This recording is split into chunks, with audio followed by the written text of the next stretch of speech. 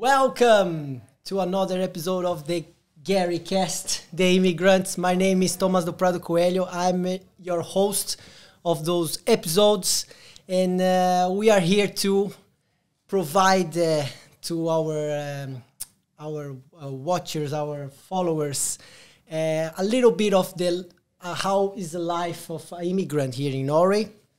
I'm from Brazil, originally from Brazil, but I'm currently living in Norway.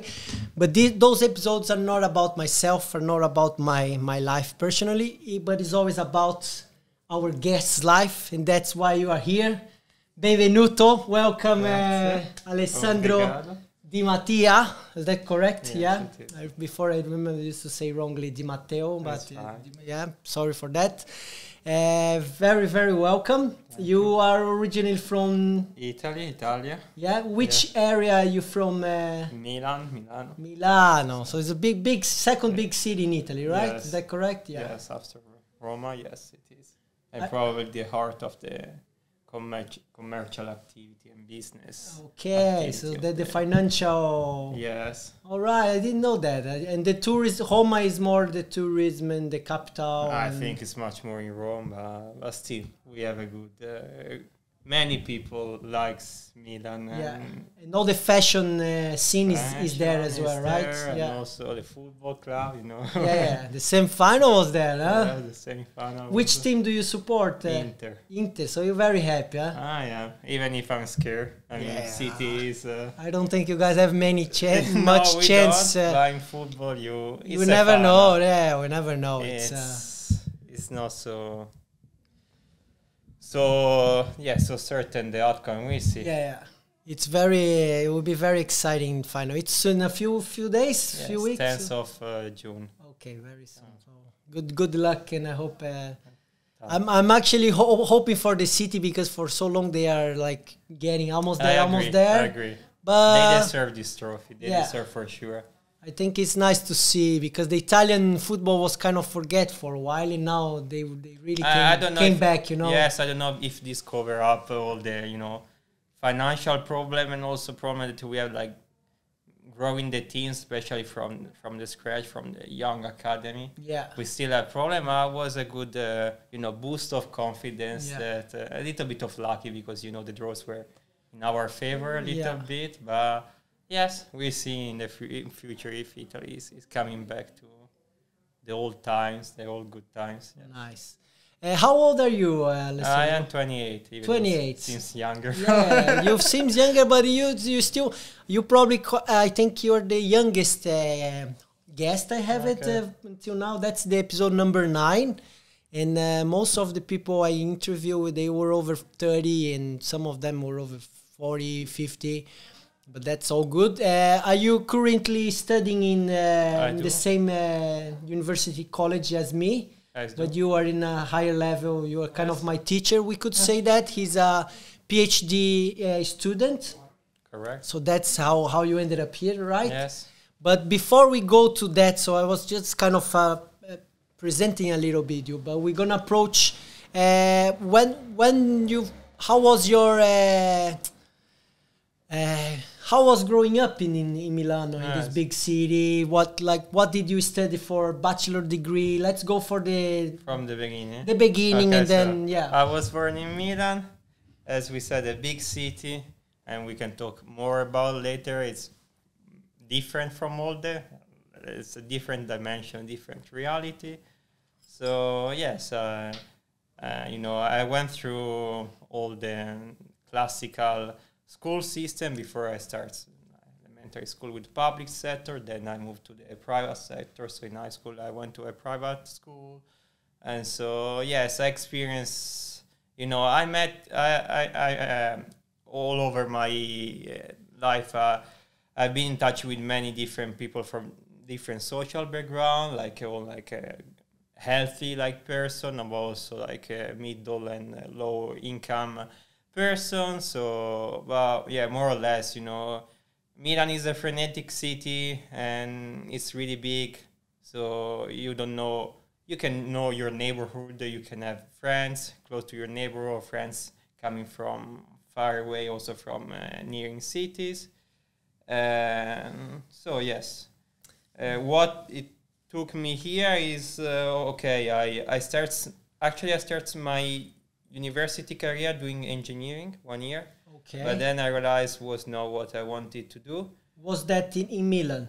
Yes, was a Polytechnic of Milan. That is one of big university, one of the most famous, probably also in the world for engineering. Okay, one question before we go that you say about the private school in Italy. Yes, because I know the Italy is a very Catholic country. Yes, so was it a Catholic school? No, but was Jesuit. So Jesuit, okay. Was still like a religious. Okay.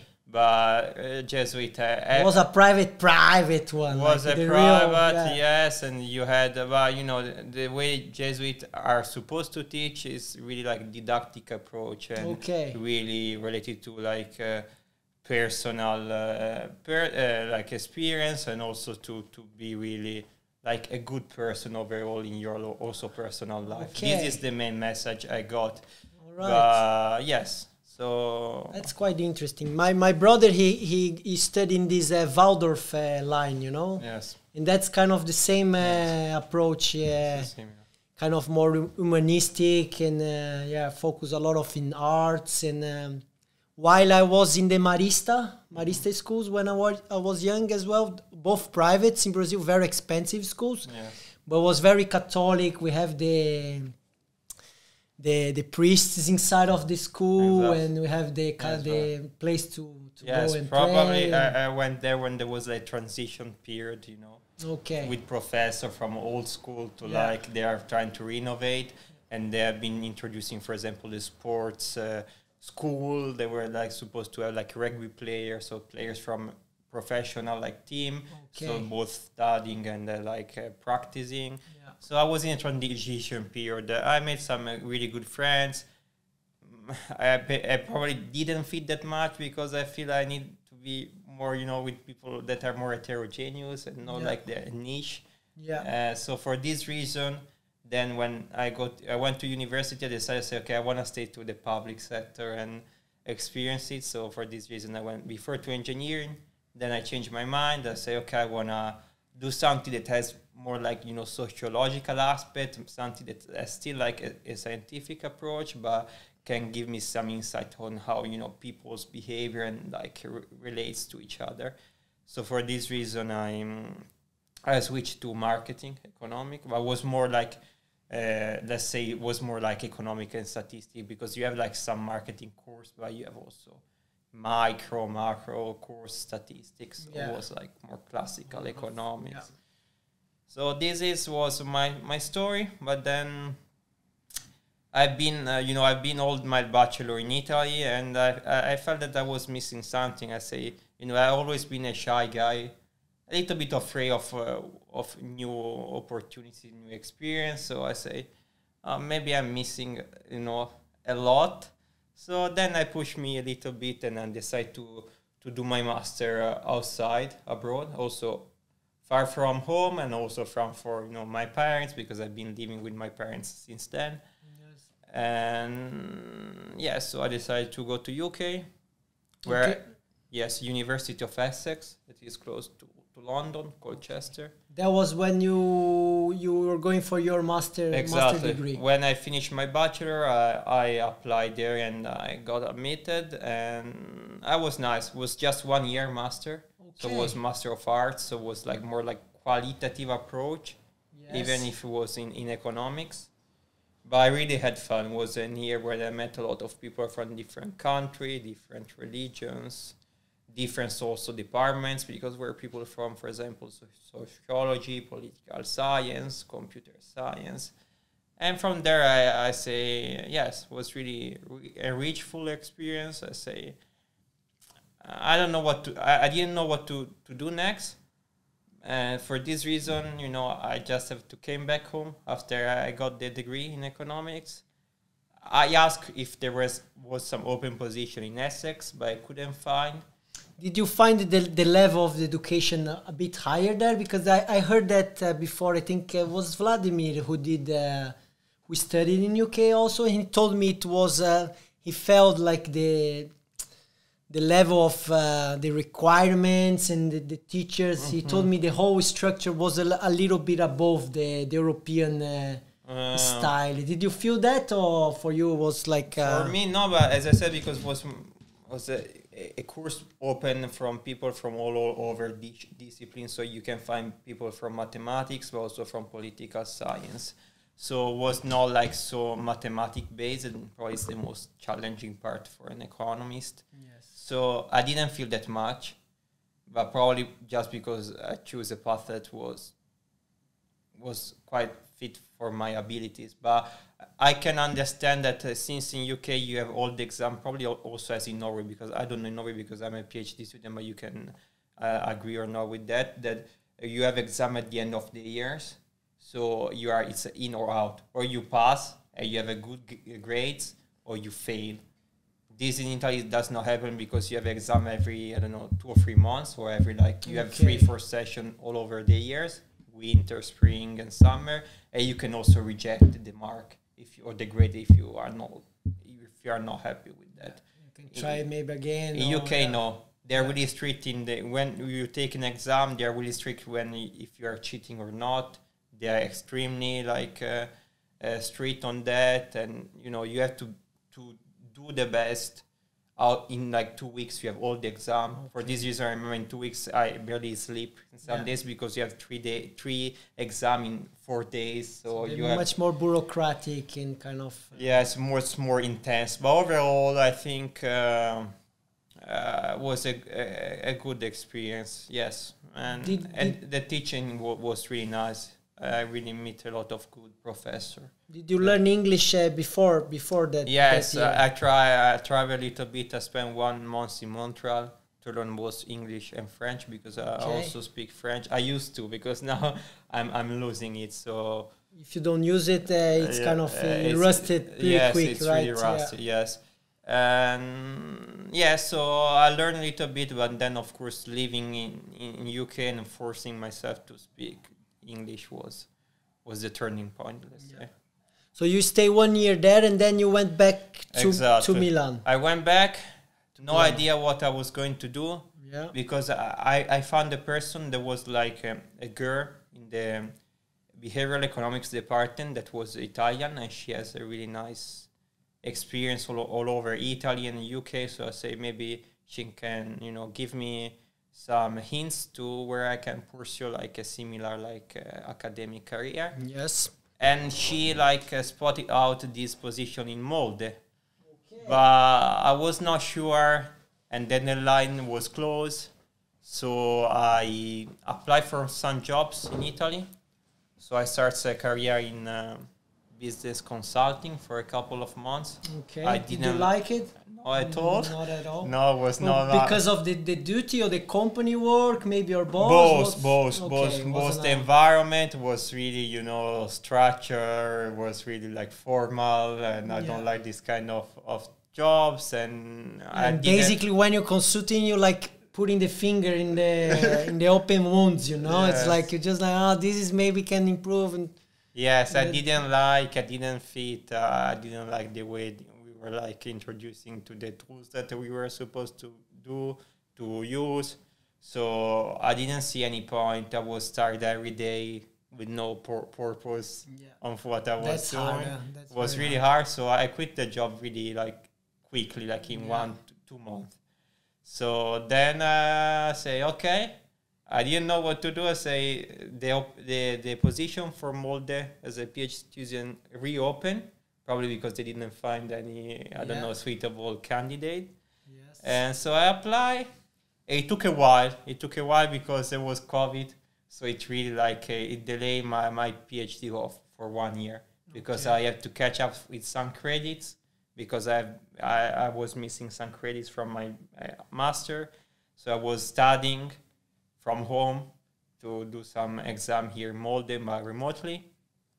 And then I got. The decision was quite, you can ask why I did sports economics. Well, I did economics. I've always had passion for sports. I follow a lot of football. I play tennis, I follow tennis, but in general, I like a lot of sports. I like skiing, I like beach volleyball, many. I don't follow that much American sports like football, baseball, but I still understand them. Yeah. And so my master thesis was probably the beginning, because I did my master's thesis also in sports economics. And from there, I was a little bit worried, because I say, okay, this is a game, you know, because you see it is like a game. You say, okay, you can play with sports data, you can make prediction, you can win the fantasy league, whatever. But I didn't know if it was that, you know, the right things to do is to mix your passion with your work. So I was a little bit diffident from what I was doing. But then, you know, the opportunities comes. Was a little bit a black box, because, you know, I didn't know my supervisor that much before coming here. Is it him, Alex Krumer? Yes, yeah. It's Alex Krumer. And I knew Molde just from the football club. I follow a lot of football, so I knew Molde a little bit, especially because in these years, Holland was playing there, so it was quite famous.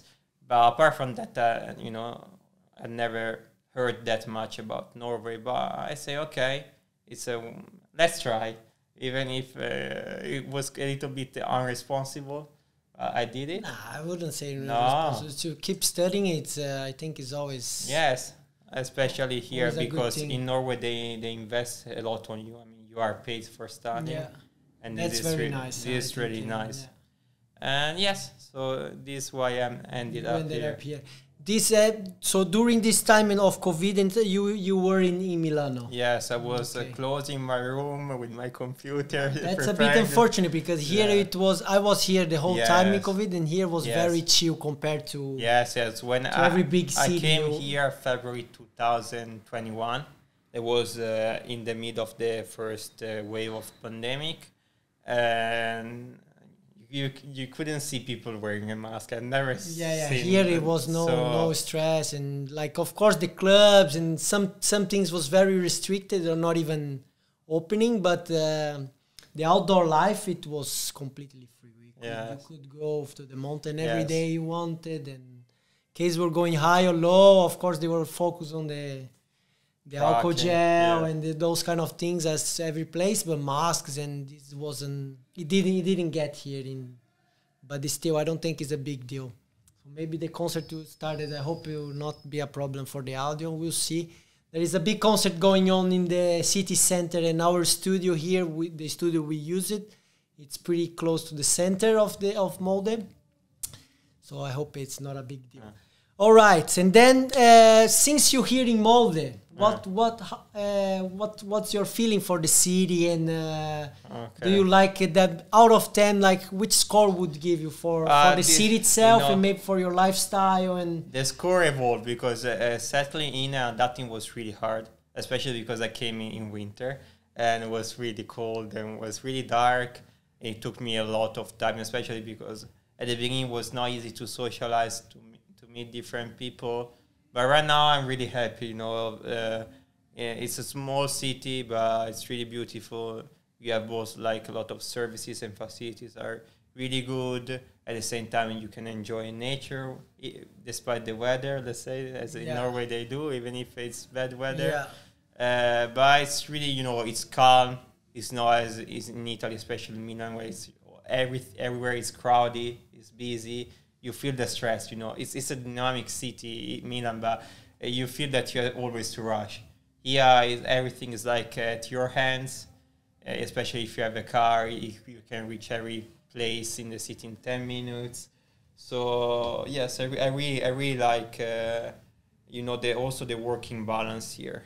So it's nice. Really good. Do you see yourself like living forever here, or forever? I think it's maybe a too harsh word, but like longer, like for like a decade, or do you see after concluding your PhD?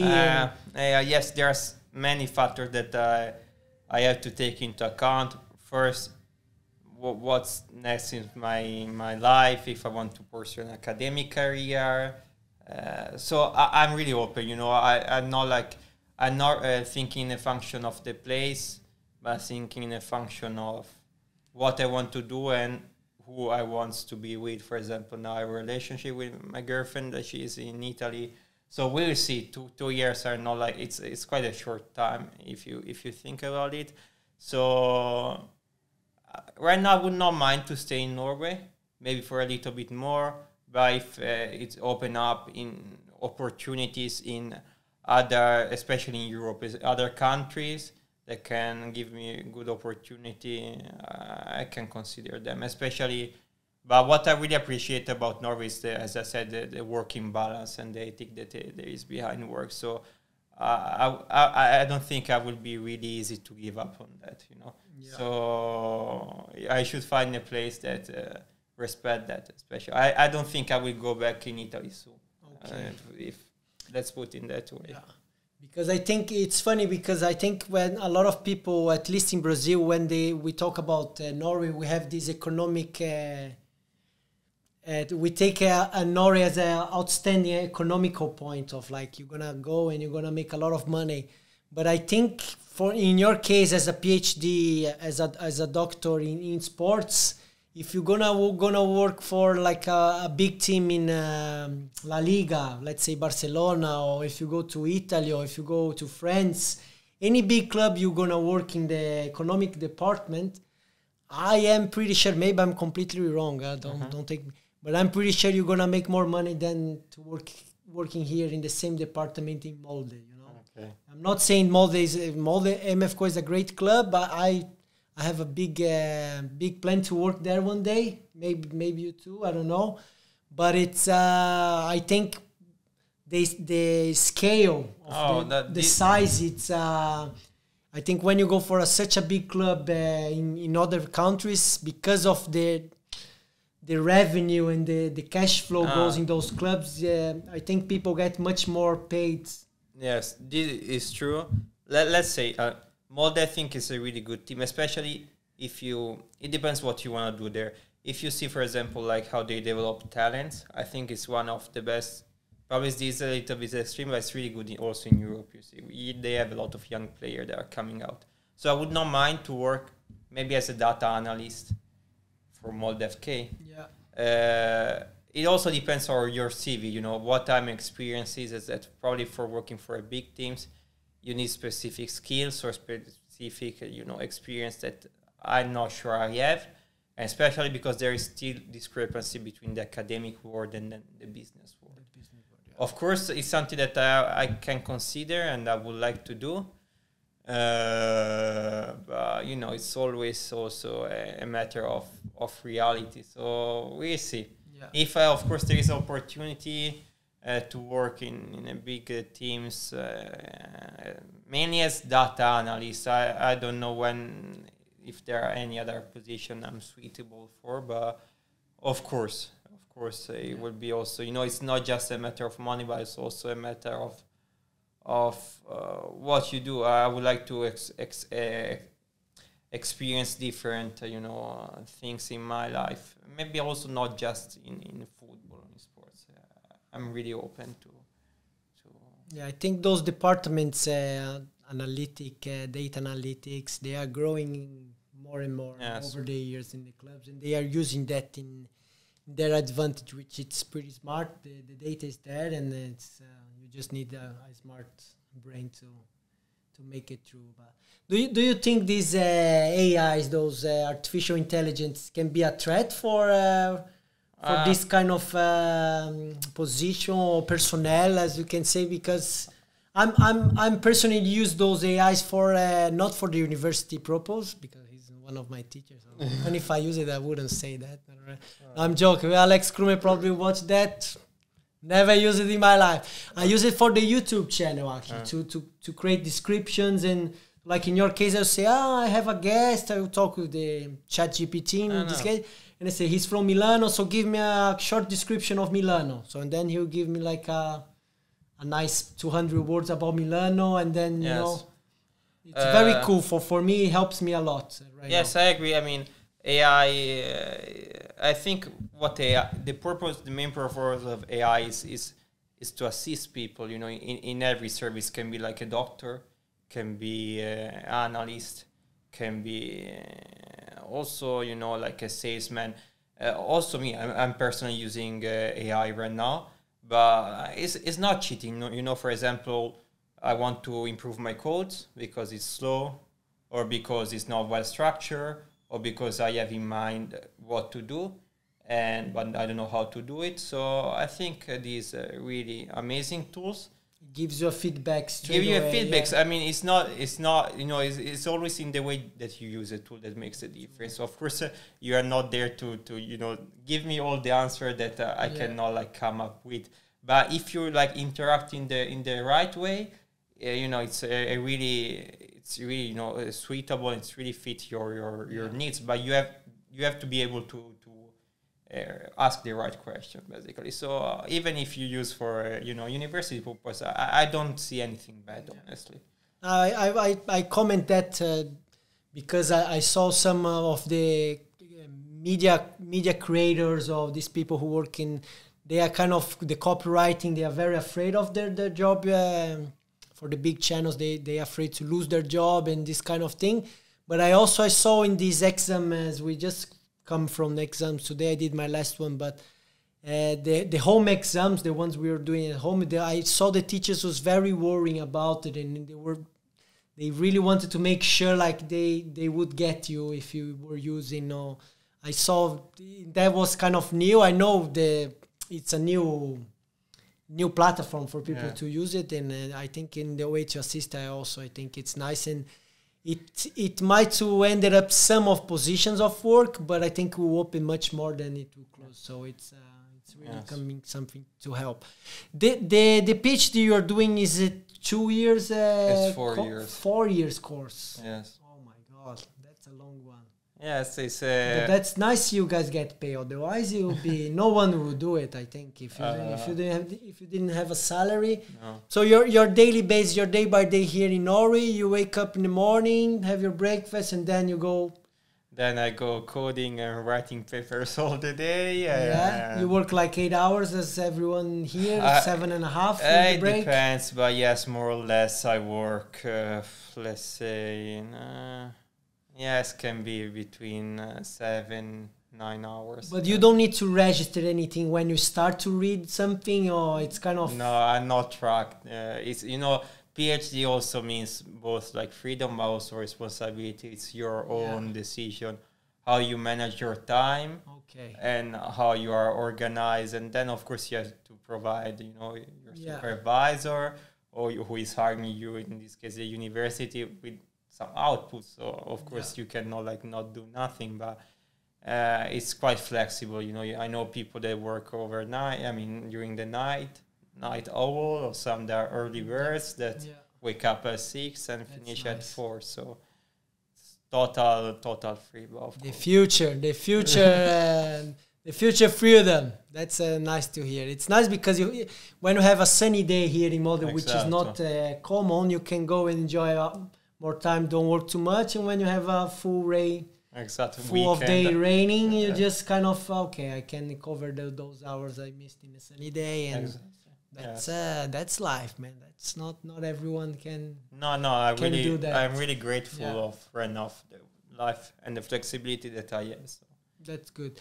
Yes. Did you find that because here in the podcast we invited those immigrants, and some of them, they always have a little drama with the visa, and now we see also for Vladimir, I was talking with him, you always see people a bit bothered with that. For you was all good because you have the student visa right now, or how it works, because you get paid, it's like a working visa, or you apply as a student? No, I have my, you see, identification number. First number. It took a while because but I was an exception because it was during pandemic, so it takes a while to go over all the bureaucracy, like the bank account, opening a bank account, and having my ID number. But no, we are treated as like regular employees. So you know, we pay taxes and we earn a wage. And so yes, we are like. It was all good. So when you came, you got the papers back in Italy already. You didn't come here as because some of us, like my case, I came first as a tourist with my wife. At the time, she wasn't my wife, so I was kind of trying to see. And then when I was here already, I applied for the visa, and then it was, but it wasn't much drama. But in Australia, where I lived before, also that was the main subject, and I probably should start the podcast about that, because it would be so much drama. It would be like people would do anything to get the permanent residency, and it was very, very tough. Yes, I don't have the permanent residency. I know, but still, it's when you finish your studies, but you probably will have the opportunity to keep working as a teacher, or to keep working for Molde. Yes, you just have to satisfy some language requirements, I think.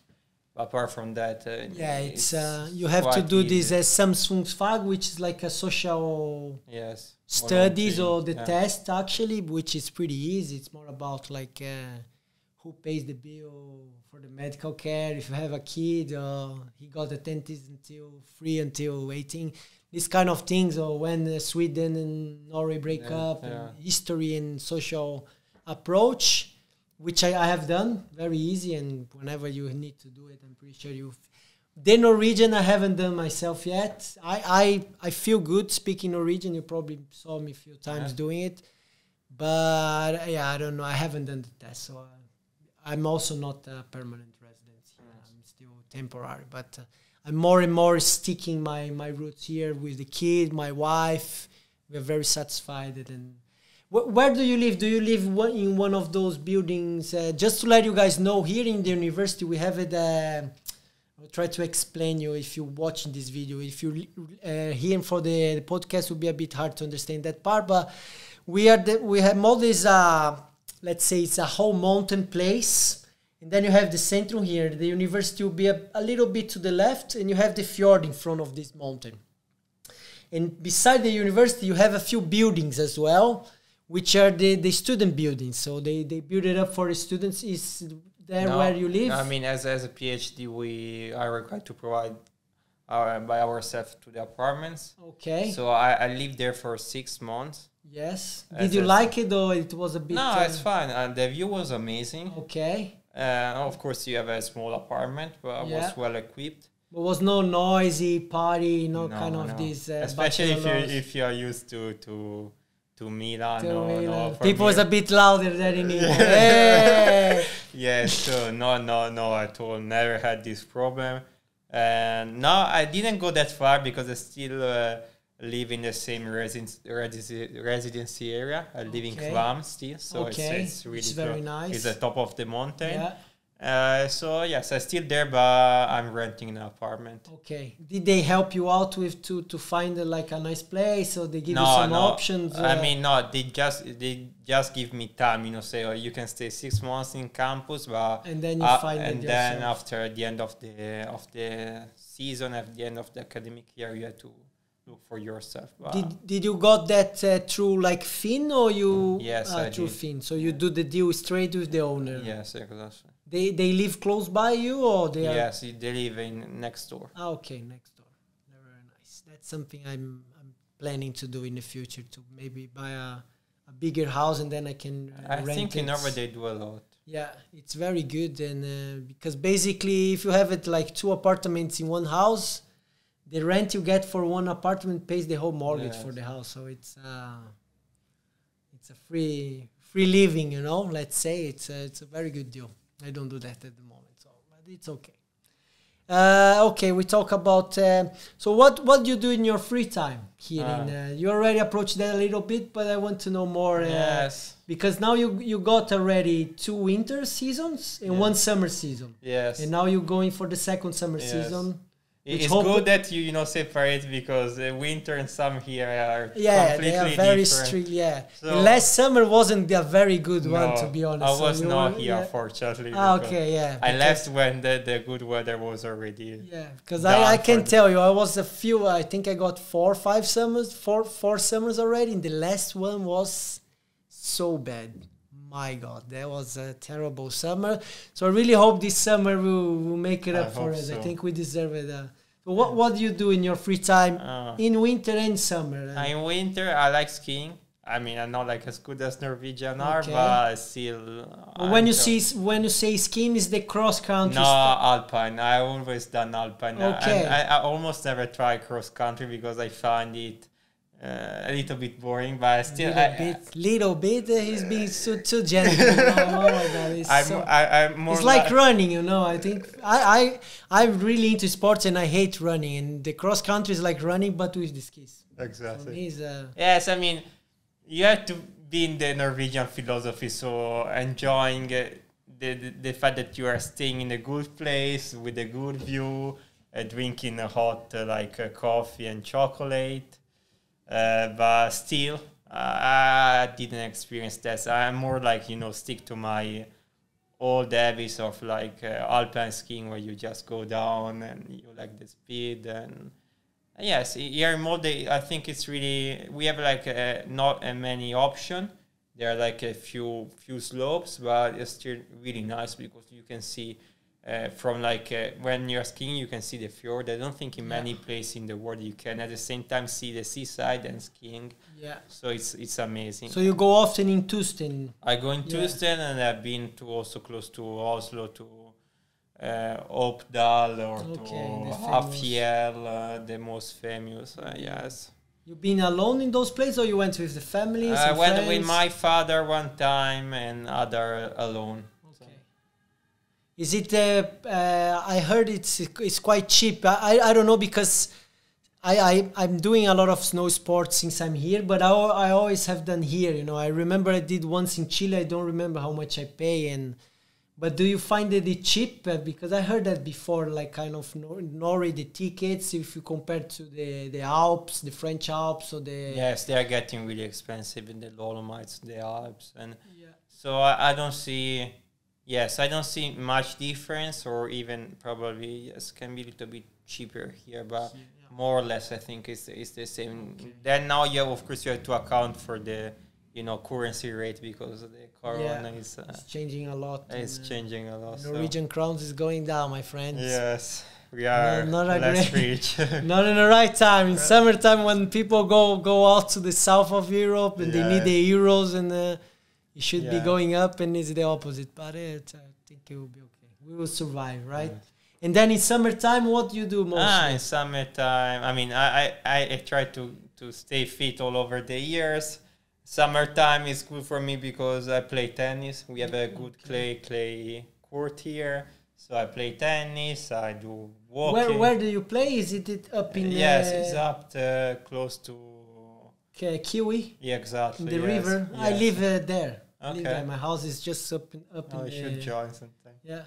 I'm renting 2 rackets next week, so we're going to play together. Okay. We're going to organize that. And let's do it.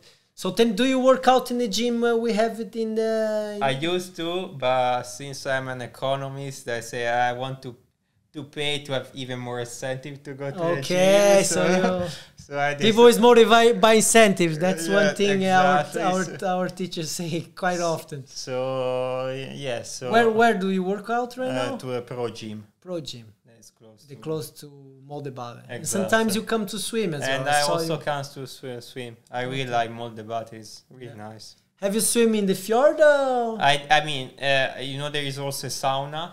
Yeah, the Nausta. The Nausta. So I went there and then I jumped into the fjord. Nice. It was quite extreme, but yes, let's say nice. Yes. Now this experience with the Nausta, I think they really did a good job to make that sauna. But apart from that, no, I should. But you have to have a really good weather, because otherwise the water is quite cold. I made a video in winter time going there, but it was very dark, so it's with my camera. I have to do it again with more light now, and then people will see the mountains, and it's nice to be hot, and then you have the cold. And football, you don't play? No, I never play as professional, but with friends. In Italy we play. Okay, I added you to a group, and you are welcome to join us in a friendly. We play nice.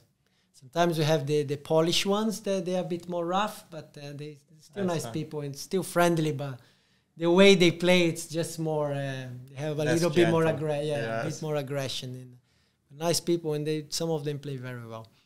What more I need to ask? And did your girlfriend come to visit you? Yes, a few times. Did she like it a lot? Yes.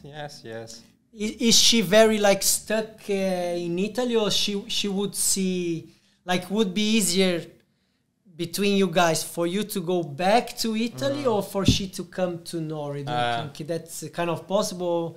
Or like she's more like the mummies, the girl, the family girl, and she just started a PhD as well in Italy in biology. Okay. So I think she will be bonded to Italy for at least 2 or 3 years more. Okay. Yes, she is nice. She loves her family, so she's a really traditional, little bit to some extent like girl. So she probably does not like that big changes. So, but we'll talk about it. We are trying to live year by year, and we see what comes up. So opportunities will come, and exactly depends on. That's good. But nice, you guys both are doing the PhD, and it's very cool. I don't have many friends in Brazil. They did PhD, and it's not that popular to see like doctors and people going that deep in the academic world. It's very nice. I didn't see myself doing even the master, but now I'm kind of enjoying, and we are halfway, and soon it's done. It's quick if you focus and go for it. It's is there anything you don't like here in Norway? Like something like you see and see, porca, why they do that, and this kind of something, or maybe you don't understand what they do, or like. Let's say that probably not the person who try to settle in the most, because I've always been surrounded by international students, and I live alone. I'm not sharing experience with Norwegian like girl or family, so I still find hard to understand them sometimes. The way they you have to socialize or introduce yourself, or like the way you can get close to them. They're just different. But apart from them, I think they are really respectful, and probably are also trustworthy when you get to know them. So no, I would not. You get annoyed by when you're in town, or no. Everything is there, is in place. It's just the weather sometimes, but you get used to it. It's the only thing. We cannot blame anyone. It's not a geographical problem, and I think it will be that forever. Of course. But we are lucky, Maybe in a few years, the Nordic country will be the only place where we can live due to the climate change. So we are not to blame too much at these. Real estate's gonna go up. It's good to invest now, Yes. Okay, I'm trying to thinking something else I need to ask you about it if I miss it. What thing you most like it here in Norway? Like when you go back to Italy to visit your family and your girl, and you miss already kind of in those years and say, man, this thing. For sure, it's not the food. The food, because in Italy you guys have a great food culture there. Yes. I've been there once in the middle Rome and this area. What I don't miss, what I miss is the order, especially when you drive.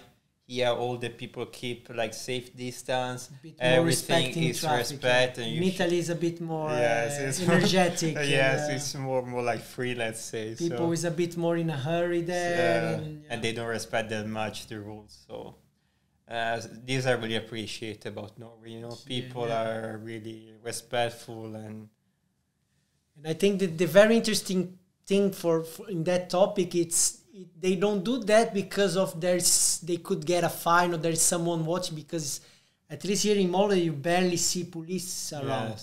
But it's a really a cultural thing. They just follow the rules, and I see that a lot in Molde with the kids. When I used to go to be a kid in this kind of borderlands and go around the swimming pool, if the guy say, hey, you cannot do that, I say, man, who are you? I would keep doing it. And in Brazil, like, until the year they put you out, saying, sorry, now you cross the limit.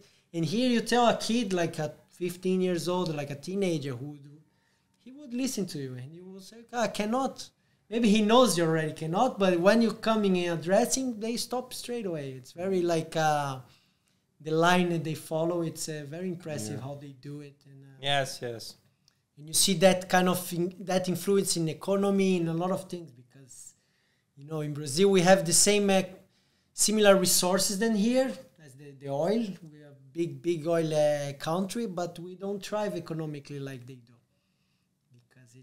There's no people in the politics. They follow the same rules and they do the right things, very different than the Brazilian ones. And I know in Italy, you guys have some corruption problems as well in football, and there is some histories of the mafia time and what was the the Milan guy? What's the Berlusconi? Berlusconi, the president. He was president, right? As well. He was president of Milan, and then he's a big businessman, and he was a politician most. Yeah, have some corruption case as well, and yes, it happens, you know. You have that much money, things can happen. But you, as an Inter fan, you probably were happy to see him getting crushed by media and. Yes, I mean. Yes, it's good and bad, because and then from outside people see as the Italian guy, not a Milan. Yes, you know, you have to also to separate the politician from the manager. I don't think Berlusconi, you know, I would not blame his skillfulness in managing like Milan for many years. He was really skillful, but of course I can say that I don't share his political view more or less. What he has been doing for many years, but it is personal. So yes, but yes, I try to, you know, football, you know, involves everything. Is also involved, you know, history and politics. So, but I would just, you know, stay on what the football pitch says most of the time. Yeah. Do change a little bit the subject. Do you find that Norway as an expensive country? I think is a hard question for you, because you came already with in a paycheck scheme. You know, you already since your first month you're already getting paid. That's very unusual for, I think, all the seven people I interviewed before. We kind of we all struggle a little bit to get the job, because we came maybe with the girl, or maybe we came to visit and we want to stay. It was different scenarios, but I think neither of us got a salary in the first month, or let's say maybe in the first 6 months. But how do even taking that out of the account, do you find it very expensive? Like, are you able to save a lot of money with this money? You send it back to Italy, or? Yes, no, I don't find this as expensive as I thought. Okay. Probably because I come from Milan, it's still a really expensive city, especially for renting and for the cost of living. So, no.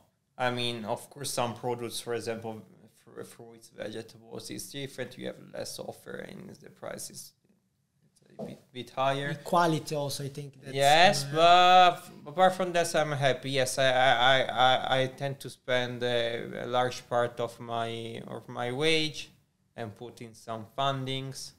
Now I'm thinking of investing a little bit, but no. I find, you know, I thought it could be much worse, and with the wages I receive, I can have a decent life, and this is, for the moment, is enough for me to have, you know, I can provide for medical assistances I need, or I can buy food.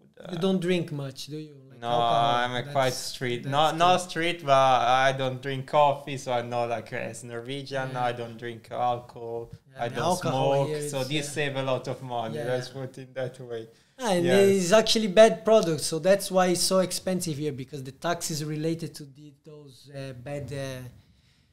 It's bad for the population, so they try to hold the consumption. It's like they offer the demand and supply demand rule. One more thing I was missing. It's something before we talk about it, because you say you studied a little bit of engineering. That's kind of interesting, because I did business in my bachelor, and I work in a financial market for like 3-4 years in Brazil. And 100% of my managers in this bank. It was not like a normal bank, was like an investments bank. They were engineers. So it was nice. You have this kind of, I would go there. Now you change your mind, but you're still in the economics line. You stayed in the same line. And yes, it's a kind of trade-off because, I mean, when I was really young, I really liked mathematics and scientific approach. And in Italy, we don't put so much emphasis on social sciences. But, you reach 18-year-olds, you had never studied statistics. But at the same time, if you follow the most classical high school paths, they're like classical studies or like scientific study, you don't find that much about social sciences, for example, economics. Yeah. Never heard about economics courses. So yes, of course, if you want to be an economist, it's always good to have a rigorous mathematical approach that I don't have. Like to some, I mean, I have, but not like really developed and really advanced. But yes, I think right now, especially if you had to consider the job market, and most of the people that have like more offers and have more like flexibility and they have more freedom to choose are the one coming from the scientific and STEAM like sector. So. Yeah. All right, I think I approach all the subjects I wanted. I don't do, you see, I don't have any script or plan. I always kind of think it, and people I invited here, I already know something about them. But do you think I missed something? No. Do you wanted to talk about it in your life in Norway? Or something I missed it? You can let me know, or you can let me know later as well. It would be, every feedback is helpful. If you didn't subscribe to the channel, please subscribe. Leave your like. Leave your like. Italian bambino, la famiglia. I know some Italian. I always try to say, but it's funny because where I come from in Brazil, I told that story before. It's an Italian neighborhood. So in Australia, a lot of people, because of my English, they say my accent was because of the way I speak Portuguese. It's a bit of Italianized way. It's different than other neighborhoods in Brazil because we have so much colony of the Italians there where I grew up. And then people they would be sure I was Italian because they're like, man, with this accent, you're not Brazilian, you're not, you're like Italian. I'm like, oh. In Australia, everyone would tell I was Italian. It was a funny time.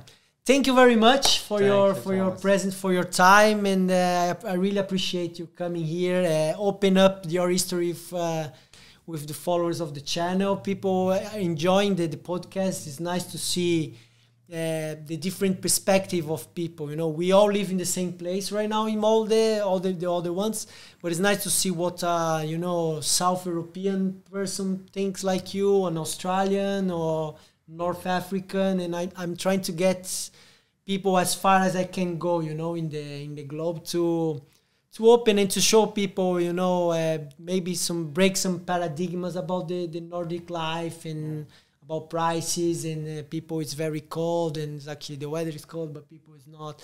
And these kind of things, it's nice to come here to open your life and tell a little bit your story and provide more, maybe more courage to people who wants to immigrate and to go out. And I know sometimes it's nice to be in your comfort zone, but it's very nice to try something else, and it opens your mind and open doors around it. And what last thing before we close it? What would you recommend for, like, let's say you have a small cousin in Italy, finishing high school, and he wants to immigrate. I'm not saying a place, but which kind of tip you would tell him? Like kind of tip. I would say one tip. Like my father used to say two things to me, very registered in my head. Not for me to go out of my house, but he always say, if you like it, your thieves, respected people. So that's mean if you don't respect the people, you're gonna crash. They're gonna crash your teeth. You're gonna lose them, which is kind of nice, but it could help people when they immigrate. You need to respect the locals and the internationals. Everyone respect this. And another thing, that's more for a Brazilian approach, and that I think doesn't apply much in Europe. But he always say to me like, "I alive and quick feet." So you have to be always like aware what's going on, and always ready to run if something bad happens. And but what would say, I got like people here coming. Let's gonna give you more examples so you have a better idea of the question, because it's too open.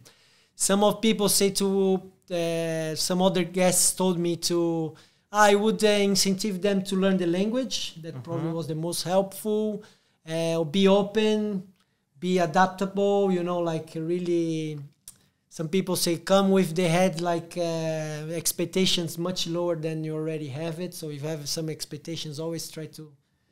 What would you tell for your little cousin or? Yes, language of course is probably the biggest deal to get to know people, especially in Molde.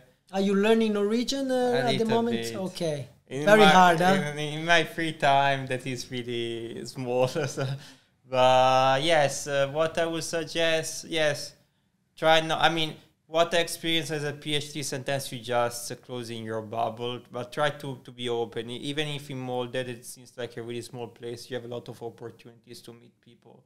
That can be in church, they can be in pubs. Just try to get into the culture, as you said, for respecting them, but for respecting you have to know the culture. Yeah. So just try to get into, because once you get, you can find, I think, really valuable like person and make very a lot of friendships. That's nice, because I think no one say that about the like attend events, you know, yes, go to attend places events, and do activities, show up and make sports, nice. Come to university where there are a lot of different people. Very nice. Thank you very much. Grazie mille, bello. Grazie. That was amazing, and yeah, see you in the uni during the summer, and after that I will be there as well, you too, and thank you again for your presence, for the infos. Thank you guys for following and be with us until now, and that's it. I see you guys in another episode with another guest from somewhere else in the world. Thank you. See you, hodebra, ciao. It's a ciao in Italian, right? It's funny, there's a ciao in and out when you do it. It's because in Brazil we say ciao also, but it's more like ciao is when you say goodbye. Yes, yes. When you come in. I think it was very good, man. Thank you. I'm very, very satisfied. Again, we didn't miss the recording.